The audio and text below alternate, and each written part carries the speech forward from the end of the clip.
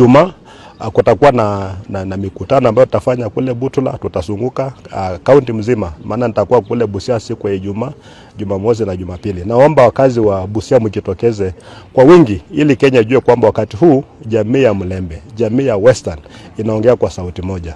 Na tumesema kwamba hata Wateso pia mambo ya tawe wako ndani, maana wanasema ni mamu. Ni mamu sio? Ni mamu, ni tawe. Tawe ni kataa mama bayo, kataa status quo.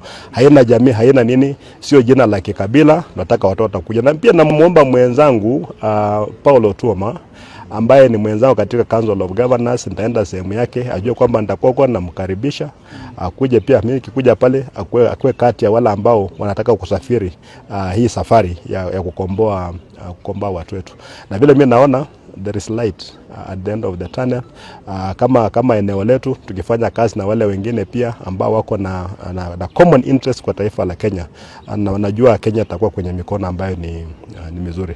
Kwa hivyo mimi nawashukuru wazee kwa kusafiri kutoka Busia, sio karibu, Busia ni mbali, kusafiri kuja hapa na ukaa na sisi kuanzia asubuhi mpaka saa hizi. Kuna masuala mengi ambayo tumeongea na mengi wa Kenya wataiona siku ya Friday, Saturday na Sunday wakati tutakuwa kule Busia. Swali moja gavana.